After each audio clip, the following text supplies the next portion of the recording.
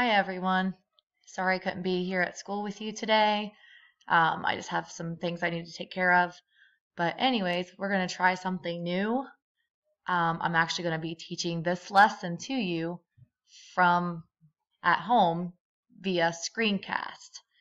The nice thing about this screencast is that you can stop and pause to take notes while I'm teaching the lesson. So as I go through the lesson, I will be asking you to pause the video, write notes down, and then when you're finished writing the notes down, you can push play on the video and keep it playing, and then stop when you need it to write your notes down.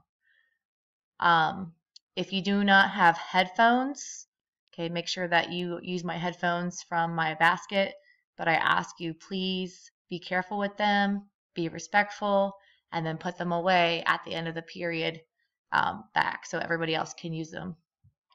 All right, well, here we go. Today, you will learn to determine whether expressions are equivalent. As you can see, these two kids, they wrote an expression for the perimeter of this rectangle. The boy said to do this, to write an expression for the perimeter, you would do 6 plus 6 plus 2n plus 2n, which would be correct to find the perimeter. And then Jess said it would be 4n plus 12. She is also correct because 2n plus 2n is 4n and 6 plus 6 is 12. They cannot add 4n with 12 because they are not like terms. Once again, they are not like terms, so you cannot add them together.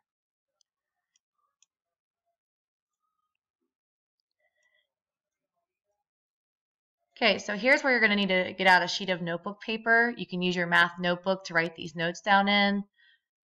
This lesson will be Unit 8, Cycle 1, Lesson number 3. Okay, and it's going to be called Equivalent Expressions.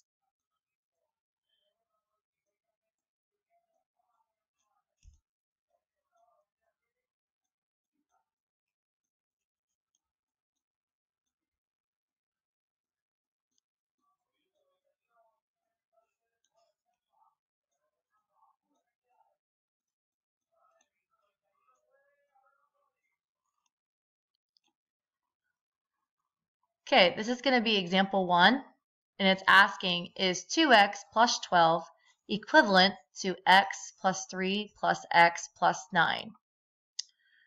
Okay, so basically they want to know, does this algebraic expression, is that the same problem as this algebraic expression? Now we have to think, can this expression be simplified anymore? No, because you cannot add x's with the number 12 because this is a coefficient with a variable and this is a constant. You may not add the two together. Over on this side, remembering what we learned in lesson number 2, since we have an all addition math problem here in an algebraic expression, are these parentheses necessary? No, because the associative property of addition says when you have all addition, parentheses are not necessary. So we're going to take out the parentheses and just make it x plus 3 plus x plus 9. Then we learned the commutative property says we're allowed to switch around terms anywhere we want to.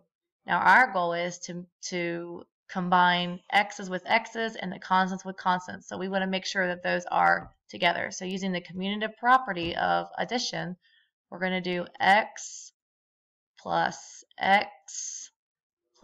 3 plus 9. And then once again, we're going to use the associative property to put parentheses around our like terms.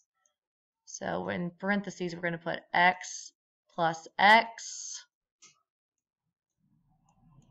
plus parenthesis 3 plus 9 parenthesis.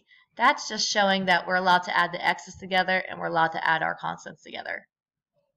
Now keep in mind, when there's no coefficient in front of the x's, it has to be the number 1. So now we have 1x plus 1x, that is equal to 2x, plus 3 plus 9 are our constants. Add them together, we get 12. Now, we are not done because we need to answer this question. Is 2x plus 12 equal to x plus 3 plus x plus 9? Yes, because when we simplify x plus 3 plus x plus 9, we get the same thing. They are equivalent. So our answer is yes, they are equivalent. Now remember, you can pause the video if you did not finish writing it down in your notes. So please do that if you need to, and then you can push play once you are ready.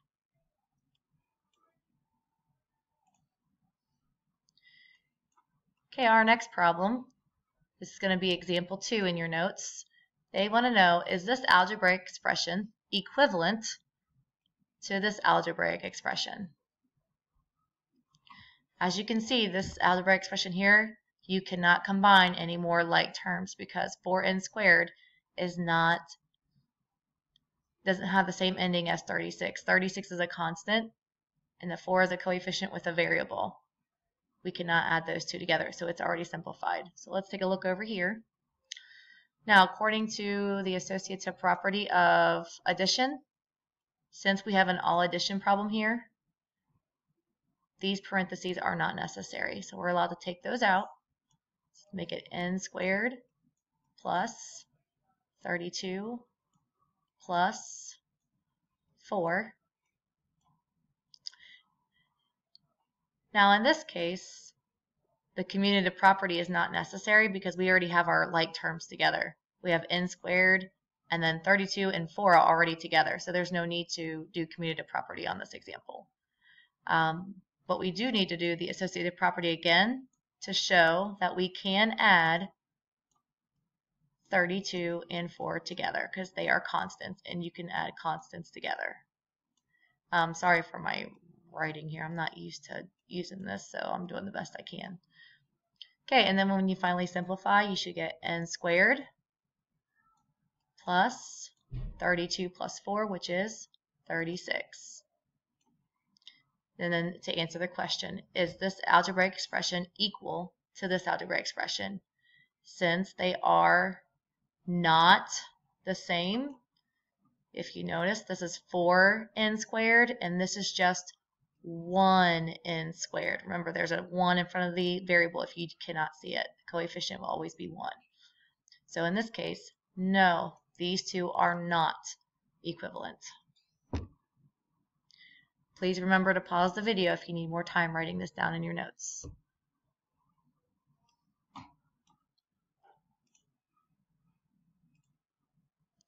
Okay, the next example is a word problem. It says Melanie bought M amount of t-shirts, James bought 2M amount of t-shirts, and Den bought 10 t-shirts. Two teams wrote an expression to describe how many t-shirts they bought in all. Which team is correct? Explain your thinking. Okay, so we need to figure out how we're going to show how much they bought in all. In all means we should be adding all of our terms. Okay, so Melanie bought M amount of t-shirts. We don't know how many she bought, so they just represented that by the variable M. James bought 2M. Now, since James has a 2 in front of his M, that means he bought twice as many as Melanie. We still don't know how many he bought, but we know he has twice as many as her. And then Den, we know he exactly bought 10 t-shirts. Two teams, now these teams are talking about math groups in a math classroom. So two math groups wrote an expression to describe how many t-shirts they bought in all. Which team is correct? Okay, so in my classroom, I don't have partying parentheses or outrageous octagons, but these are the names of the two math groups in teacher's class. The first one wrote 3m plus 10. And then the second one wrote m plus 2m plus 10. To show how many t-shirts they bought in all, we should be adding m with 2m and 10. So if we write that expression ourselves, we get m plus 2m plus 10. Now, we know that outrageous octagons is correct because they have exactly what we have. Now, to find out if partying parentheses is also correct, we need to combine like terms to see if it matches 3m plus 10. Okay, so the associative property of addition says that when we have like terms already together, we can just go ahead and put parentheses around them to show that they can be combined. Remember, there is a 1 in front of the variable. If you don't see it, the coefficient is always 1. 1m plus 2m is 3m. And then we just bring down our adding by 10. So it wants to know which team is correct. Explain your thinking. We would say both teams are correct. How do we know this is true? I know this is true because when you combine like terms from the outrageous to octagons, you get the same thing as partying parentheses. And both are equal.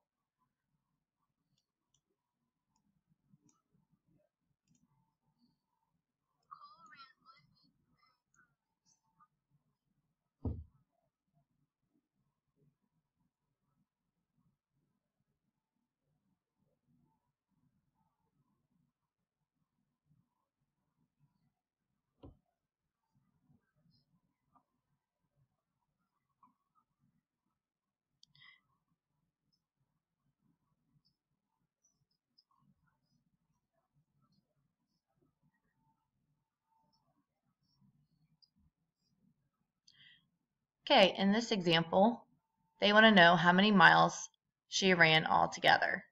Now we can't find the exact answer because there are variables involved and we do not know what t is. But altogether means to add, so we need to add t miles with 2t miles, and then on Friday, it says she ran 3 2/9 miles more than she did on Wednesday.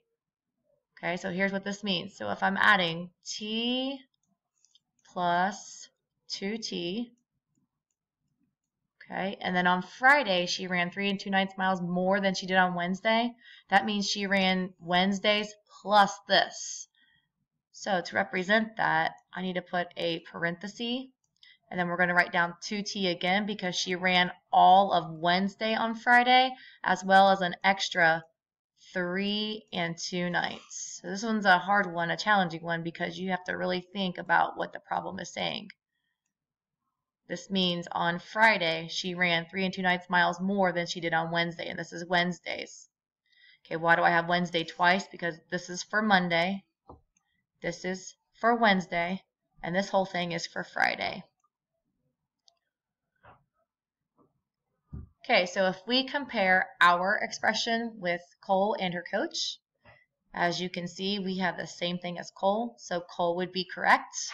To figure out if her coach is correct, we would have to combine like terms. Okay, so the associative property says that these parentheses are not necessary in an all addition problem, so we can pretend like they're not there. I know that I can combine 2t with 2t with t. Remember, there's a 1 in front of the t if you don't see it.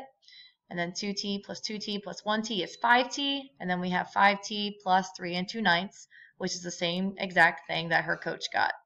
So Cole did not simplify the expression, but her coach did. But these two expressions are equal, which means they are both correct. Cole and her coach are both correct. Okay, remember to pause this if you need more time to write down your notes in your math notebook. When you are finished, here's what you need to do. On Google Classroom, I have an ed site for you to do. There are 5 problems. You may work with your elbow buddy in your group on the ed site. If you do not have an elbow buddy and you are a group of 3, you may work as a group of 3. When you get done with EdSite, you may work on your homework by yourself independently. Bye.